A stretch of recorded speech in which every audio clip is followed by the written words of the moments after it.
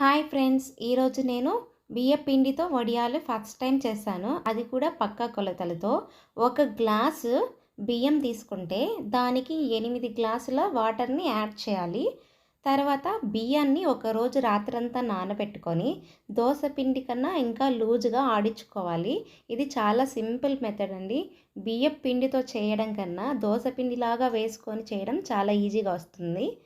So నేను ఇక్కడ వచ్చేసి 8 గ్లాసుల వాటర్ తీసుకొని దీన్ని బాగా మసలు కాంచుకోవాలి.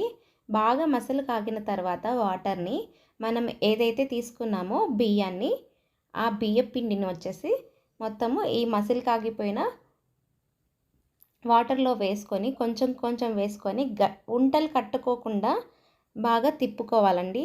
నేను ఇందులో కొంచెము ఫుడ్ కలర్ని తర్వాత జీలకర్రని యాడ్ చేశాను. ఇంకా దీంతో సగ్గుబియ్యం కూడా యాడ్ చేయొచ్చు. నేను ఫస్ట్ టైం ట్రై చేస్తున్నాను కాబట్టి దీంతో జీలకర్ర యాడ్ చేశాను. తర్వాత ఒక తడి బట్టని తీసుకొని మనం తీసుకున్న ఉడికించుకున్న ఈ వడియాల పిండిని మొత్తము వేసుకోవాలి.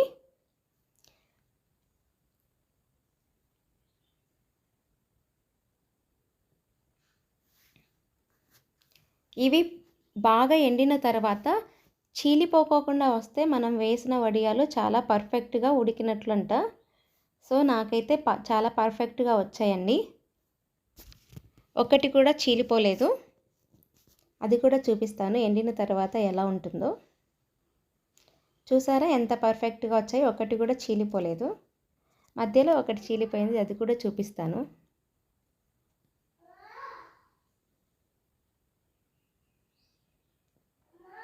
ఫస్ట్ టైం మీరు నా ఛానల్ని చూస్తున్నట్లయితే ప్లీజ్ సబ్స్క్రైబ్ మై ఛానల్.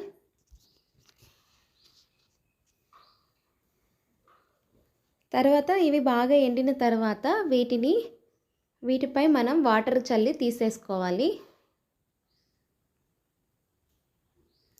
ఇవి తీసుకున్న తర్వాత మళ్ళీ వీటిని ఎండలో ఎండపెట్టాలి.